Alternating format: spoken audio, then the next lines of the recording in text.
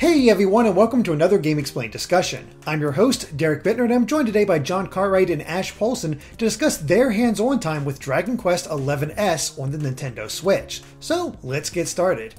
Alright fellas, so both of you separately got a chance to go hands-on with this game. The first game announced for the NX. It's finally coming.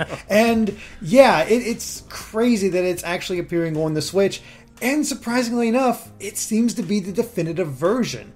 So that's, I guess, my big first question. Does it seem that way to you guys? There is only one way that this could maybe not be seen as the definitive version, and that's the visuals. Every other aspect about this game is without a doubt the definitive version. And even the visuals look good enough. Like, there are some setbacks, but as a whole, it really holds up. They squeezed this PlayStation 4 game onto the Switch, and there are very few compromises. Yeah, that's basically exactly how I feel. Excuse me. It looks great. Yes, there are obvious graphical downgrades, which you'd have to go into, you have to expect that. It's Switch compared to PS4. But they've still done a great job. I noticed a little pop-in when I was in some of the, open field environments, and some of the textures are a little muddy, but who cares? The game still looks great overall, and I don't feel as though I'm playing a bad-looking version of the game. It's just not quite as beautiful as the PS4 version, but that's a perfectly fair trade for everything else you're getting. Plus, not to mention the whole 2D mode, which, unfortunately, I did not get to try out in my demo. I did. Nice! The 2D mode is absolutely awesome. So it's not quite like Halo Anniversary Edition, where you just press a button and go 2D. What you have to do is go to the church and speak to someone, and they say, would you like to enter the 2D mode? And you do that. And the reason for that is because the 2D mode isn't one-to-one with the full 3D adventure. Right. And whenever you go 2D, you have to go back to the last major story moment. But there is a reason for this, though. It's because the world in both 2D and 3D is made differently. And because of that, the scale is completely different, too. So when you're in 2D mode and you go on the world map, your character sprite is like basically a retro Super Nintendo RPG, where your character sprite is the size of a town. And then when you go into the town, you enter the town. So the scale of this mode is completely different, and I think you probably would end up finishing the game faster in 2D mode just because you're traveling a lesser distance. But it's still super cool though. And if you get a bit let down by the image quality in the 3D version, then the 2D version is definitely for you, because that is full 1080p. It's super clear pixel art, and it looks fantastic. That's so cool. Yeah, I asked about that in my demo, and they just said, they weren't offering that in my particular demo for whatever reason, so I'm really glad you got to play it. Well, here's the better thing about 2D mode, is in 2D mode, there's this little portal area where there are 10 different portals, and each one takes you to a world of a previous Dragon Quest game. What? And there were 3 available to me. There's the worlds of Dragon Quest 1, Dragon Quest 2, and Dragon Quest 3. Now, these were very small areas, and I think you can expand them. So basically what you do is you go into the world, and there's an NPC in there who asks for an item. And you basically get that item from the world of Dragon Quest XI, take it into one of those worlds, and give it to the NPC there. And there are some really cool gimmicks in these worlds, actually. The Dragon Quest 1 world had basically really broken random encounters. So every single time you take a couple of steps, there's a random encounter. And there was a moment where I went like one step, and all of a sudden there was another random encounter. So it pays homage to what came before. And the best part is the Dragon Quest II town was just full of dogs. Yes! And every dog had different dialogue. Like, one would say woof, one would say pant, one would say huff, huff, huff. It was fantastic. So basically, this is already Game of the Year. Like, you got a whole town devoted to dogs. I can't believe the amount of content in this game. I actually didn't know about the portals to each of the previous Dragon Quest worlds. That's crazy what they're doing with this game. How much content there is here. Oh yeah, it's ridiculous, because I've seen like a breakdown of everything included, and it's a huge list. They got unique interactions with each of the party members now, so they get their backstories expanded a bit more. You got the 2D mode, you got those portals that you guys were talking about. They have a new photo mode out there. They have the orchestrated music now. It is crazy how much they're putting into this port. It's insane. And speaking to that last point, and you probably heard this too, John, I got to hear a ton of the newly orchestrated music, like the field music, battle music. It is so good. And I only played a little bit of the original Dragon Quest XI, but I do very much remember the MIDI music. And MIDI can be good when it's done well, but it didn't sound great, in my opinion, in the original Dragon Quest XI. So comparing the two, oh my god, that alone is the reason I want to play the Switch version. The music, oh my god. Yeah, absolutely. And the original MIDI tracks are still in the game. If you go to the options menu, you can toggle between the two, and the difference is just night and day. Yeah. The MIDI tracks just sound like... I don't want to be hyperbolic, but it sounds like total garbage. They really were, yeah. They're so good, these new ones. And I'm never going to use that MIDI option. I don't even know why it's there. No one's ever going to use that option, because these new compositions sound so good. There are some major traditionalists for the Dragon Quest series in Japan, I believe, because in the original release of Dragon Quest XI, there was no Japanese voice acting. That was added for the English release, and only now with this release are they getting that Japanese voice acting, which is now an option for us as well. So if you wanted to listen to the Japanese voices, you can do that. But yeah, they go very traditional with a lot of these Dragon Quest XI releases. And actually, speaking of that, when you go into 2D mode, John, is the voice acting still there, or is it as close to the original as possible, or it's just, text boxes? That's a good question. I actually didn't get to experience any story moments in 2D, only went through the overworld. But you can still have the orchestrated music while in 2D, and still toggle between MIDI and orchestral. So it doesn't seem like they're limiting themselves too much there, but it will be interesting to see if the voice acting is in there or not.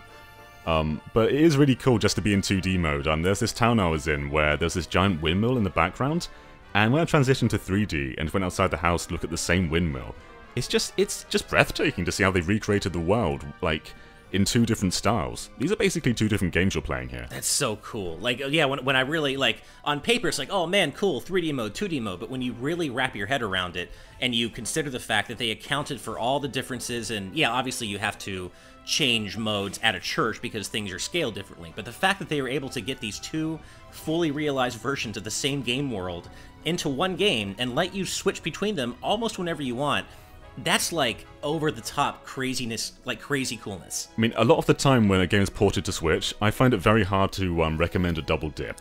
Like, when they ported Doom to Switch, it was a good port, but it's hard to say if you already have the PlayStation 4 version, then get this one. But with Dragon Quest XI's, it's so easy to say double dip, because being portable is probably the least important feature in this version, because there's just so many other amazing additions to this port. Yeah, I'm totally down for it. Like, I have 11 on my PS4, played a bit of it, but I had to put it down because of other things popping up, and then the 11S stuff started rumbling. I'm like, well, I guess I better just wait, because it just seems like the better version, as they said, the definitive version, which none of us ever expected. And there's things in this port that I would expect to be on the PS4 not to be on the Switch. Like, for instance, there's now a super fast battle mode. So on PS4 you could have normal speed or fast speed, and now there's this ultra fast speed. So battles can go even faster than they ever have before. And it's almost like the game's running, like, this is the kind of feature you put into a game when it's running on like more powerful hardware. But they've squeezed it onto the least powerful version. Right. And it's just super cool. And I think that's the kind of thing that if you're returning to the game, that's going to benefit your playthrough. Because you're just going, you have to like wait through these battles and grind up. You can do it as fast as possible in this version. Well, and even if you're not returning to it, even for first-timers, I have often gone on the record saying that Bravely Second was one of my favorite RPGs ever, for many reasons, because of the amount of player control it allows you to have over the experience. You can speed up battles, you can turn off random encounters, you can encounter people or encounter enemies all the time. Like, it gives you full control over that, much in the same way that Dragon Quest XI does. And because I know going in that it's like an 100-hour game or something, I will have no problems turning battles on too fast and super fast. Of course, once I have gotten my bearings in a new region, seen all the monsters, I'm not going to just play through the whole game on super fast. But I do love that I have that option and know going in that if I do need to grind or really, really spend a lot of time doing that, I can cut through that a lot more quickly. Absolutely. I actually got to play the game in handheld mode as well, and it... I was going to ask you about that. Yeah, it holds up really well. Like, honestly, I think the image quality might even look better on the small screen than it does on the big screen. And it might just be because maybe the build's not completely finished yet. But when playing on the big screen, there was a little bit of blur. Like, the menus look crisp, but the actual character models, they are a bit blurry. I noticed that. But when you're on the actual Switch screen, that didn't really take any effect. Like, it was just like you're looking at a really clean game on this smaller screen. So maybe they're going to make the image quality a bit higher down the line when it releases, but right now it looks really good in handheld mode. Well, I imagine that's probably because it's probably running at 720p in handheld mode, and that's a 720p screen, so it's scaled perfectly. I do wonder what it's running at in dock mode, because if it is still maxing out at 720, that could account for the blurriness we see on dock mode. or even something like 900p. So that could slightly account for that, and I'd be kind of curious to see what the final resolution ends up being in dock mode. I mean, it really helps that Dragon Quest is just a, the visual style of Dragon Quest XI is more artistic than typical. They're not going for realistic graphics, which I think helps this port a lot. Absolutely. And one of my favorite Dragon Quest games is Dragon Quest VIII on the 3DS, and going from that handheld experience to this handheld experience is an absolutely massive jump. And the 3DS version of Dragon Quest VIII had some visual setbacks from the PS2 version. So to go from that sort of downgraded experience to just this full HD Dragon Quest on the go is completely nuts. It really is, and not only is the fidelity of the visuals and just how lush everything looks. That's way better than anything you could get on 3DS, of course. It's Dragon Quest, and the art direction and the designs of the characters and the monsters, they just pop off the screen. Like, that was something I noticed in my demo, that when I was running around, I don't know exactly the name of the area, it was like 15 hours into the game, but I was in an open field area and encountering monsters, and even more than just like the regular slimes, every monster has so much personality to it and all their little animations, and you just smile. You just can't help but smile. It is such a fun, happy, colorful, bouncy, cute game, and it has so much personality just popping off the screen. It's so wholesome. And also there's barely any loading times either. Yeah. When you enter a battle, there's like a little flash of a black screen and then you're in the battle. Yeah. And they all take place in the context of the environment as well. That's what I was going to say. Right, so you walk into a slime and it's basically exactly where you encountered it in the world. Super cool. And of course that was true of the PS4 version too, but... Right. But that's something that could be overlooked maybe, but I actually really think that's one of my favorite things about it, because it gives the battles... It's such a slight thing, but it gives the battles so much more context. And I imagine that as slight as it is for us to notice it, it's probably a very difficult thing to implement programmatically. So... It's just a really cool thing, and I think they should be called out for having included that. That's really cool. Now, I know from the PS4 version, the monsters wander the overworld in 3D, but for the 2D, is it random battles? It's completely random battles. There's no real-time encounters in 2D. That's great. I love that. And I'm guessing the characters don't actually appear. It's going very classic, I'm guessing. So if you haven't played Dragon Quest before, then I guess think Earthbound style, where you're basically in this first-person view and all you see are enemy models. Yeah, it's much more focused on the monster art, which... Duh, because these are great monster designs. Oh, totally. And actually, John, I'm glad you brought up Earthbound, because I encountered something else in the game that reminded me of Earthbound, and that's the fact that if you attack... This is in 3D mode, of course, but if you attack enemies before you encounter them, if you're strong enough, you'll just straight up defeat them without going into a battle, and you actually do get a small amount of experience for that, which is super cool. Yeah, that actually reminds me of another thing. I was looking at the list of changes. The fact that if you're on your horse and you run over an enemy, before they just sort of got knocked out of the way, now you can actually defeat them like that. So you can just do drive-bys on your horse to just take out low-level enemies. Another smaller thing that you might not realize is your allies actually follow you in the Switch version. They didn't do that in the PS4 version. Again, they're expanding upon what they did graphically in the... That's crazy. The more powerful console for the Switch. It's crazy. Yeah, it's nuts. And also, on the topic of your horse, the horse was in this demo, but another thing that's in the demo as well is a rideable slime. I got that. Yeah, there's more rideable monsters in the Switch version. But yeah, Ash, tell us about the slime. What happens with it? Well, just the animation that you get when you see your character riding on this slime, it's less riding and more bouncing, and that's what makes it so funny. He's just cartoonishly bouncing on the slime as the slime just kind of hops along. And I think that you used the word wholesome to describe this game, John, and I think that's honestly a perfect way to describe it. It feels like looking through a window back in time to a more wholesome, time for video games. And Dragon Quest is about as wholesome as it gets, and this game really, you feel that in this game. And just, the way your character is just kind of happily bouncing on the slime as you're riding along, and it looks weird and it's goofy, but it works, and it just makes you feel good. I do want to comment on that wholesome bit, because the Dragon Quest is always super charming, but I know from my little bit of gameplay from this game, it's not afraid to get dark. Really? Okay. Good to know. Dragon Quest is not afraid to get dark. John probably realizes that from Builders 2 and his recent playtime with that.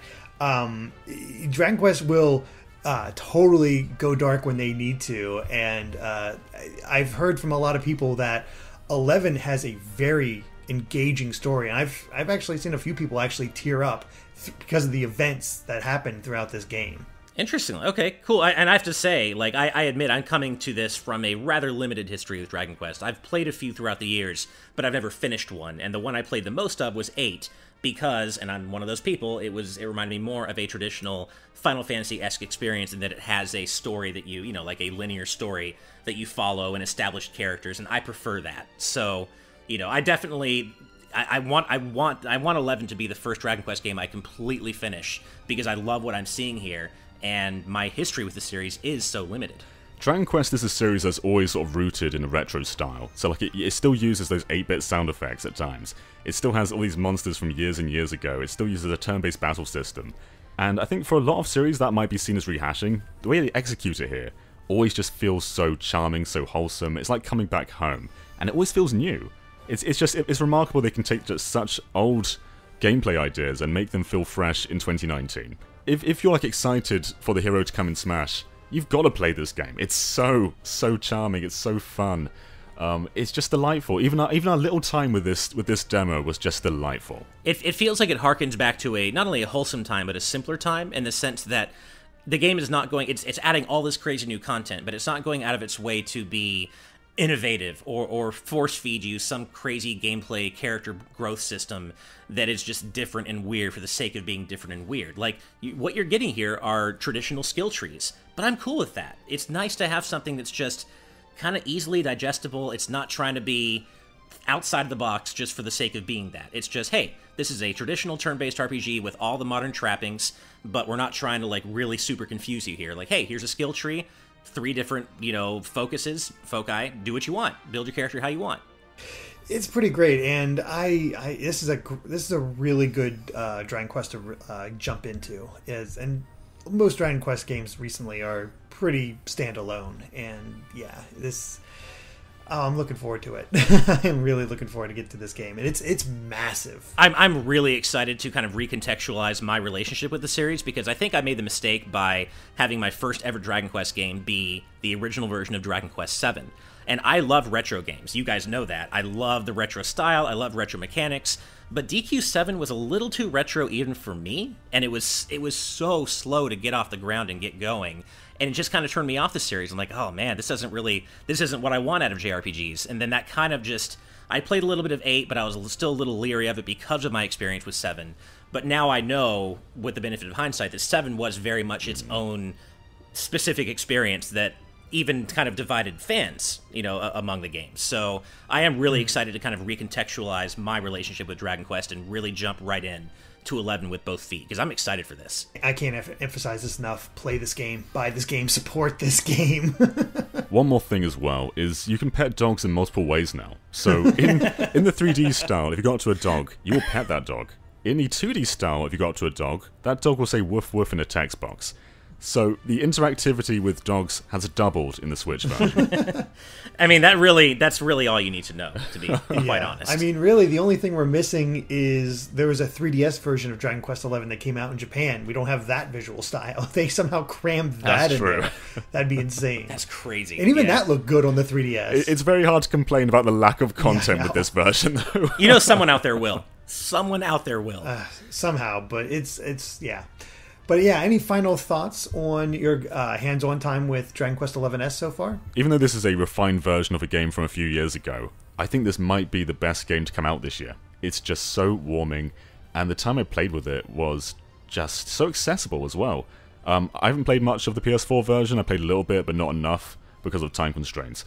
But I just wanted to keep playing. I wanted to take this demo home with me because it was just so much fun. Yeah, I would just say, in a general sense, I only got to play this for about 15 minutes in my own appointment, but that was more than enough to convince me that what they've got cooking here is the real deal. It's the full package. You have to deal with somewhat downgraded visuals, but they still look really good, and that is more than worth the trade-off for what you're getting here. So, yeah, 15 minutes was enough for me to be like, I am in. I cannot wait for this. And like you, John, I wanted to take the demo home with me. It really was that good. So Dragon Quest fans, this should absolutely be on your radar, and not just DQ fans, like JRPG fans. Like, absolutely keep your eye on this. The people complaining about no turn-based battles in Final Fantasy VII Remake, here you go.